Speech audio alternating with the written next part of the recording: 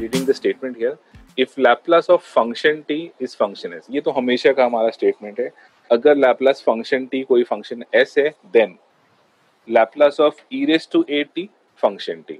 अब what is the statement says, अगर इस फंक्शन से कोई एक्सपोनेंशियल मल्टीप्लाई होगा, रिमेंबर इट, फंक्शन कुछ भी हो, अगर उसके आगे एक एक्सपोनेंशियल मल्टीप्लाई होगा तो राइट हैंड साइड आंसर में क्या चेंज आता है? क्या फंक्शन चेंज हो जाता है? नहीं, फंक्शन विल रिमेन सेम।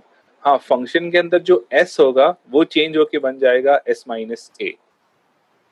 अगर फंक्शन t से multiplied e raise to minus A T है तो फंक्शन में कोई चेंज आएगा? नहीं, फंक्शन का जो s होगा s will change into s plus ए।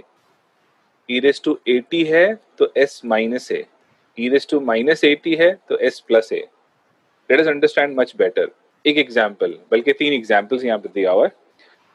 सबसे पहले ये बात कि e रेज टू के बाजू में फंक्शन कौन सा आएगा, मतलब e रेज टू के बाजू में क्या log आ जाएगा? नहीं, ऐसा पॉसिबल ही नहीं है, बिकॉज लैप्लास में log कभी नहीं होता है। तो क्या e रेज टू के बाजू में कोई tan t आ जाएगा, sec t आ जाएगा, cosec t आ जाएगा? No, not possible. तो भाई फंक्शन t क्या हो सकता है? फंक्शन t वही 8 है हमारे पास, जो लैप्लास के 8 फॉर्मूलाज है वही तो सारे फंक्शन t है। अब लैप्लास के 8 formulas one by one, please listen to me carefully, क्या क्या है। सबसे पहला लैप्लास का फॉर्मूला 1 है, तो क्या e raise to A T या e raise to minus A T के बाजू में 1 आएगा और आपको प्रॉब्लम करना पड़ेगा? नहीं यार, डज नॉट मेक सेंस। अगर e raise to A T के बाजू में 1 होगा तो e raise to A T into 1 होकर तो वापस e raise to A T ही बन जाएगा।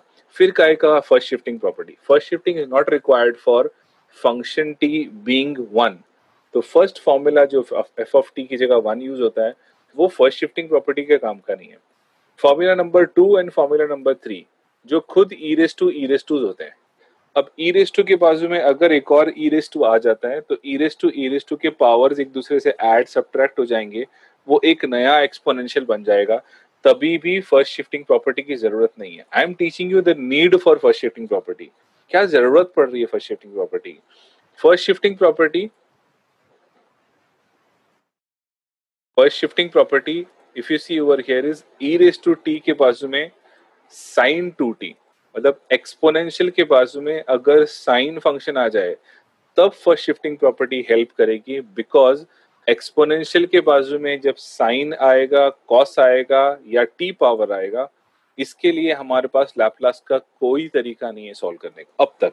इसके बाद हुआ करेगा, but before this we never had a formula, because if you remember I discuss multiplied Laplaces can not be solved. Laplace के पास ये बड़ी प्रॉब्लम है, वो ऐड सब्ट्रैक्ट की चीजों को तो सॉल्व करता है लेकिन मल्टीप्लाइड चीजों को सॉल्व नहीं कर पाता है।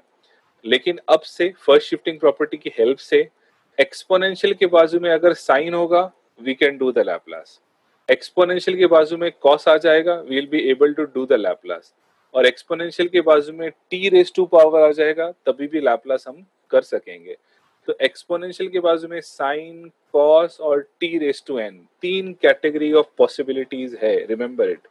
First shifting property, because once again exam में नहीं लिखा होता है solve the problem by first shifting property. हम कैसे पहचानेंगे?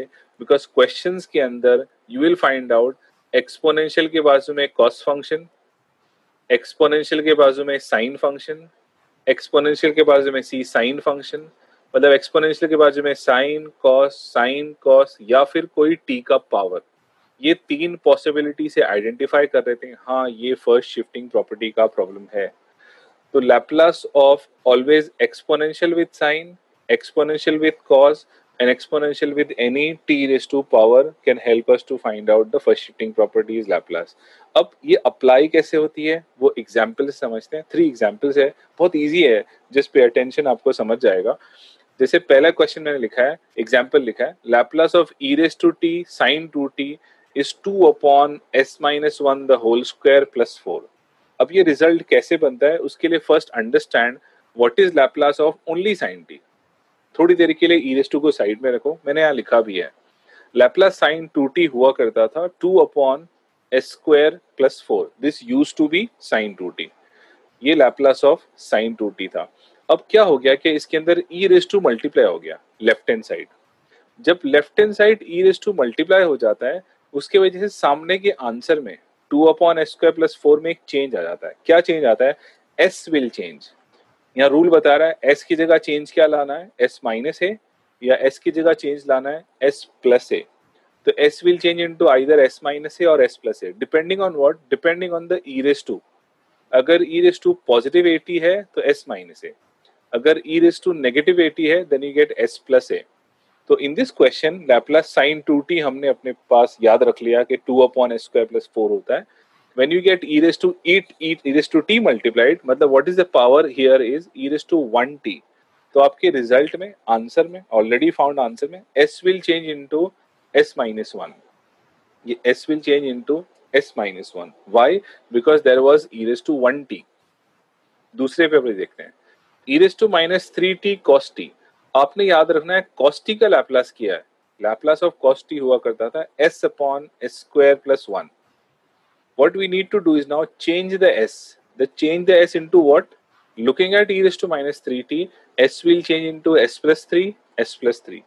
तो जहां भी s होगा वो s चेंज होके बन जाएगा s plus a, s plus a। Similarly third case में, या somebody asking here, अब्दुल्ला ने पूछा मुझसे, क्या function T hyperbolic sine hyperbolic cosine हो सकता है? यस, हो सकता है, बट उसकी कुछ और बात है। I am skipping that for the time being, उसको मैं आगे एक्सप्लेन करूंगा कि ये हाइपरबोलिक साइन हाइपरबोलिक कॉस मैंने यहाँ क्यों नहीं मेंशन किया है। मैंने सिर्फ साइन कॉस और T raise to n mention किया है, hyperbolic sine hyperbolic cos, sine h cos h क्यों नहीं किया, वो आगे पता चलेगा आपको, वो भी आएगा। e raised to 2t into t cube हुआ, in that case t cube का लैपलास करने हैं पहले 3 factorial upon s raised to 4, और सिर्फ इसका जो s है s के अंदर चेंज कर देना है s-2, because e raised to 2t का मतलब s के अंदर चेंज आएगा s-a का। तो यहाँ समझने के लिए इंपॉर्टेंट है कि आपको एक्सपोनेंशियल को पहले रिगार्ड नहीं करना है, ये बाजू का जो फंक्शन है उसका लैपलास आपके पास मेंटली प्रिपेयर रहना चाहिए, और आंसर लिखने के टाइम जब s लिखोगे तो s नहीं, s माइनस है, s प्लस है, looking at the e raise to.